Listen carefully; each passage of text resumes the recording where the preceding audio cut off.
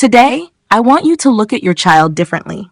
Not as a report card, not as a mark sheet, not as a confused teenager who is good in some things and careless in others.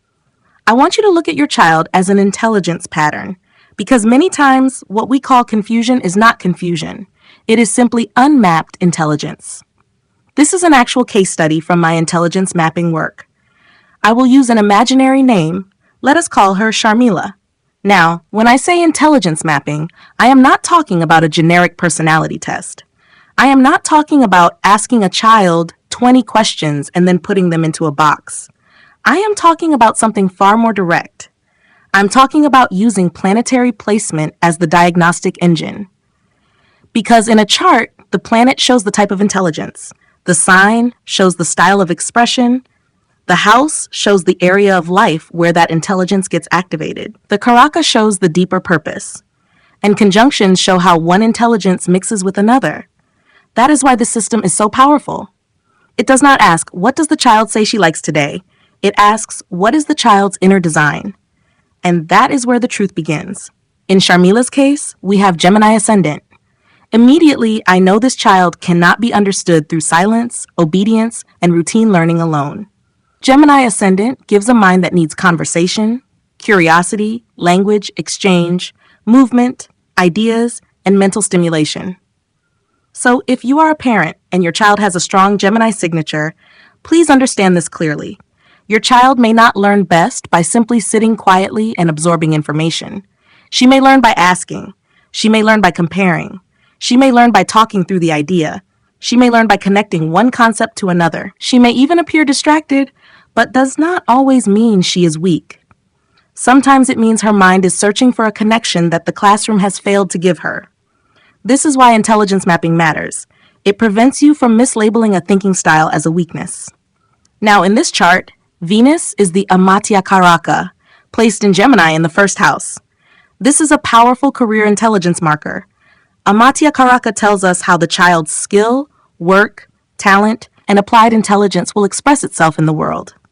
Venus as Amatyakaraka tells me that Sharmila's career intelligence is not dry, mechanical, or purely technical. It is artistic. It is refined. It is aesthetic.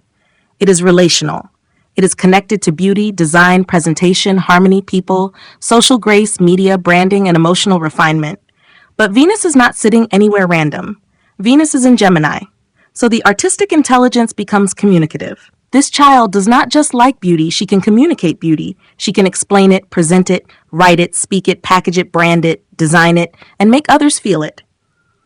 And because Venus is in the first house, this is not hidden talent. It becomes part of personality. The child herself becomes the medium. Her presence, her speech, her style, her gestures, her social intelligence, her taste, all become part of how she expresses intelligence. So when I look at this, I do not say, maybe she should randomly choose any stream. I say this child has strong visual-spatial intelligence, strong interpersonal intelligence, and strong linguistic intelligence. She will likely connect with fields where communication and beauty meet. Branding, design, media, content creation, public relations, fashion communication, visual storytelling, creative education, counseling, relationship guidance, social media strategy, human-centered design. This is how the chart speaks when you know how to listen. Now look deeper. Sharmila has Jupiter as Atmakaraka, placed in Taurus in the 12th house with Ketu. This is the soul engine of the chart. Atmakaraka tells us the deeper soul desire. It tells us what the person is internally pulled toward, even if they cannot explain it in childhood. Jupiter as Atmakaraka gives a soul that seeks meaning, wisdom, ethics, higher understanding, teaching, guidance, philosophy, values, purpose. Now place that Jupiter in the 12th house with Ketu. This is not an ordinary placement. This creates deep existential intelligence. This child is not here only to chase surface success. Somewhere inside, she will ask deeper questions. Why do people suffer?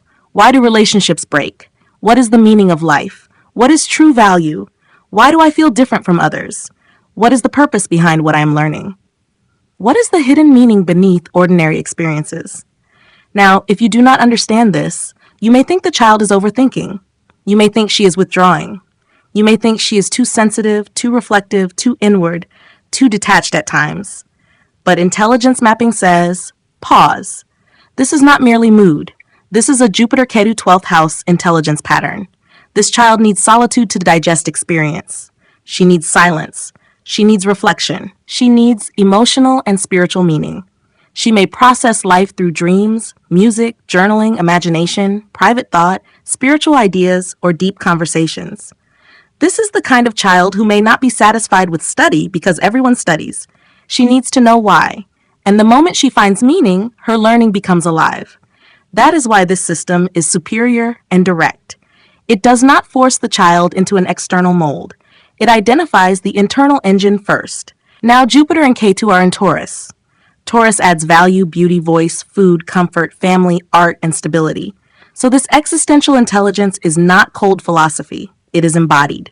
It wants peace. It wants beauty. It wants emotional and material stability. It wants a meaningful life that still feels grounded. So I would never advise this child toward a completely lifeless or harsh academic path. I would look for fields where meaning and beauty can meet. Spiritual psychology, art therapy, counseling, music for healing, design with purpose, voice-based expression, cultural studies, wellness communication, human values, creative education. Now let us move to the third house. Sharmila has Sun and Moon in Leo in the third house. The third house is the house of communication, writing, deliberate effort, skills, hobbies, performance, courage, media, hands, speech flow, and self-expression. Leo is the sign of visibility, confidence, creativity, performance, dignity, leadership, recognition, and expressive power. When Sun and Moon sit in Leo in the third house, the child is not meant to keep her intelligence locked inside. She is meant to express. This gives dramatic communication, storytelling ability, voice presence, writing talent, public speaking potential, the desire to be heard, the need to be recognized for skill, a natural urge to perform, explain, present, teach, narrate, or influence. But there is also emotional sensitivity here because the moon is involved.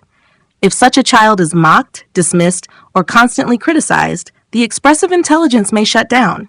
She may still have the talent, but she may stop showing it. So, as a parent, teacher, counselor, or guide, you must understand, some children do not need pressure first. They need a stage of safety first. Give them safety, and their Leo third house intelligence begins to shine. This is strong linguistic intelligence. This is strong expressive intelligence. This is also leadership through voice. So when I see this, I do not just say good communication skills. That is too shallow. I say, this child may be able to move people through words, through storytelling, through creative speech, through content, through teaching, through performance, through emotional expression, through a podcast, a classroom, a stage, a video, a counseling room, or a written article. Now see how beautifully the chart connects. Gemini ascendant wants communication. Venus in Gemini in the first gives artistic communication. Sun, Moon in Leo in the third gives expressive communication. Mercury in Cancer in the second gives emotional communication. So this is not random. This is a repeated signal. When multiple placements repeat the same message, the diagnosis becomes strong. This is what I mean by planetary placement as the diagnostic engine. We are not guessing, we are correlating. Now let us look at Mercury. Sharmila has Mercury in Cancer in the second house. Mercury is extremely important because for a Gemini ascendant, Mercury becomes the ruler of the chart. It shows how the mind processes life. The second house is speech, voice, perception, family values, food, memory, resources, and the way we speak and see the world. Cancer is emotion, care, memory, sensitivity, family, nurturing, psychological safety, and intuitive response. So Mercury in Cancer in the second house gives emotionally intelligent speech. This child may understand tone. She may remember how people made her feel. She may speak with warmth when secure. She may be able to comfort others through words. She may be sensitive to harsh speech. She may carry family impressions deeply. She may enjoy stories, food memories, cultural memories, family narratives, emotional conversations, and counseling-like communication. This is an excellent marker for psychology, child counseling, emotional education, family therapy, writing about relationships, storytelling, poetry, voice-based content, and teaching younger minds. Here again, the chart is not pointing only toward facts and formulas. It is pointing toward language connected to emotion. A child like this should not be trained only to memorize. She should be invited to express. Ask her, what did you feel in this story? Ask her, how would you explain this to a younger child? Ask her, what pattern do you notice in this person's behavior? Ask her, can you convert this lesson into a story? You will see her intelligence wake up. Now we come to a very different placement. Mars and Saturn in Libra in the 5th house. The 5th house is creative intelligence, education, memory, talent, judgment, counsel, higher learning, performance, and intellectual creativity. Mars gives action, strategy, technical sharpness, courage, and problem solving. Saturn gives discipline, patience, structure, endurance, and seriousness. Together, Mars and Saturn in the 5th house create disciplined creative intelligence. This is not soft imagination alone. This is structured imagination. This child can learn systems. She can work through difficult creative or intellectual problems. She can develop strategic thinking. She can become good at designing within rules. She can handle complex creative work if she is trained properly. But the sign is Libra. So the intelligence becomes relational, aesthetic, balanced, diplomatic, design-oriented, and justice-oriented. This is not random logical intelligence. This is strategic aesthetic intelligence. This supports design systems, architecture, UX design, legal reasoning, mediation, psychology research, education design, brand strategy, policy communication, classical arts, structured writing, and human-centered planning. This placement says, I can create, but I need structure. It says, I can think deeply, but I need fairness. It says, I can work hard, but the work must have balance, beauty, or purpose. So if you force such a child into a purely mechanical path, she may survive, but she may not thrive. But if you place her in design, psychology, law, media, education, strategy, or communication, especially where creativity and structure meet, she can become exceptional. Now let us look at Rahu and Scorpio in the 6th house. This is the hidden problem solver. The 6th house is corrections, obstacles, service, conflict, daily work, competition, disease, problem solving, and self-improvement. Scorpio is depth, secrecy, research, psychology, hidden motives, transformation, crisis, healing, and truth beneath the surface. Rahu in Scorpio in the 6th gives a powerful ability to investigate what is wrong. This child may be drawn to hidden patterns. Why did someone react that way? What is the real reason behind this conflict? What is the psychological wound? What is the secret problem in the system? Where is the emotional toxin? Where is the imbalance? This can become a strong intelligence for psychology, research, behavioral science, forensics, healing work, conflict resolution, social work, investigative writing, crisis communication, and trauma-informed counseling. But if untrained, this placement may create anxiety, obsession, or emotional intensity. The child may notice too much. She may sense what others hide. She may become disturbed by hypocrisy, manipulation, or emotional dishonesty. So the guidance is not to suppress this intelligence. The guidance is to direct it. Give her research. Give her psychology. Give her meaningful problem solving. Give her case studies. Give her human behavior. Give her the tools to understand complexity. Then Rahu and Scorpio in the 6th becomes a diagnostic gift. Now when I put the whole chart together, Sharmila's dominant intelligence types become very clear. First, existential intelligence is extremely strong. Jupiter as Atmakaraka with Ketu in the 12th house gives the child a deep need for meaning, reflection, spiritual questioning, and understanding life beyond the surface. Second, visual, spatial, and aesthetic intelligence is very strong. Venus as Amatyakaraka in the 1st house, Libra in the 5th house, Taurus influence in the 12th. All of this shows beauty, design, visual thinking, refinement, style, presentation, and creative intelligence. Third, linguistic intelligence is very strong. Gemini ascendant, Mercury in the 2nd house, Sun, Moon in the 3rd house. This is a child who can speak, write, narrate, teach, explain, present, and influence through words. Fourth, interpersonal intelligence is strong. Venus, Mercury, Moon, Gemini, Libra. These create relationship awareness, emotional communication, diplomacy, social intelligence, and the ability to understand people. Fifth, intrapersonal intelligence is strong. Jupiter Ketu in the 12th house gives self-reflection, private processing, inner world, solitude, spiritual sensitivity, and the need to understand oneself. Sixth, logical strategic intelligence is moderate to strong. Mars Saturn in the 5th house and Rahu in the 6th house give problem-solving, structure, strategy, correction, and analytical endurance, but this logic works best when connected to people, design, psychology, fairness, or meaningful systems. Seventh, Musical intelligence is also present. Venus, Mercury in the second, Sun, Moon in the third, and Taurus influence can give rhythm of speech, voice sensitivity, lyrical expression, music appreciation, sound healing, singing, narration, or performance-based expression.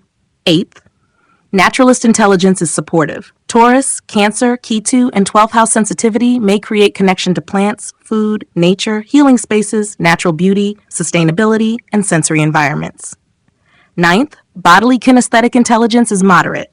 Mars, Saturn, and Libra can give disciplined movement, dance, yoga, craft, performance gestures, stage presence, or aesthetic body expression. Not necessarily raw athletics, but graceful, structured movement. Now, what does this mean practically? It means Sharmila should not be pushed blindly into a field just because everyone says it is safe. Her best fields are where communication, beauty, psychology, design, meaning, and human understanding come together. Strong study directions would include psychology, counseling, human development, communication, media, writing, storytelling, design, branding, UX, visual communication, liberal arts, humanities, philosophy, cultural studies, law, mediation, education, coaching, child development, wellness, art therapy, spiritual psychology, and creative entrepreneurship. Her ideal combinations would be even more powerful. Psychology plus communication, counseling plus art therapy, UX design plus human behavior, branding plus psychology, media plus education, creative writing plus philosophy, design plus social impact, law plus mediation, child development plus creative education, behavioral science plus communication design, content creation plus emotional intelligence coaching. That is the power of a real intelligence map. It does not say this child is good or bad. It says, this is how the child is built. And once you know how the child is built, guidance becomes sharper. You stop forcing, you start aligning, you stop comparing, you start decoding. You stop asking, why is my child not like others? You start asking, what is the intelligence pattern my child came with? And that one shift can change the child's future. Because many children are not weak. They are misplaced. Many children are not lazy. They are uninspired. Many children are not confused. They are waiting for someone to read the deeper pattern. A mark sheet may tell you what happened in one exam, but an intelligence map tells you how the child thinks, feels, learns, expresses, connects, solves, creates, and finds joy in the world. That is why I use planetary placement as the diagnostic engine. The planet tells the intelligence. The sign tells the flavor. The house tells the life area. The karaka tells the purpose. The conjunction tells the blend. And when these are read together, the child becomes visible, not as a generic student, but as a living design. So in Sharmila's case, the message is clear. She is a creative communicator of human meaning. She is not meant for a lifeless path. She needs beauty. She needs language. She needs people. She needs depth. She needs emotional truth. She needs design. She needs reflective space. She needs a field where she can understand people and express insight beautifully. And if that path is chosen well, she will not merely perform, she will connect with the world. That is the real goal of intelligence mapping. Not just success, alignment. Not just marks, direction. Not just career, joyful contribution. So if you are a parent listening to this, ask yourself, have you truly mapped your child's intelligence, or are you only reacting to performance? Because your child may be carrying a powerful design that has not yet been named. And once it is named, the path becomes clearer. If you want a deep intelligence map reading for your child, teen, or young adult, get in touch with me. I will help you decode the planetary placements, identify dominant intelligence types, understand suitable fields of study, and see where your child will not only succeed, but feel connected, alive, and meaningful in the world. Because the right guidance at the right age can save years of confusion, and your child deserves to be understood before being directed.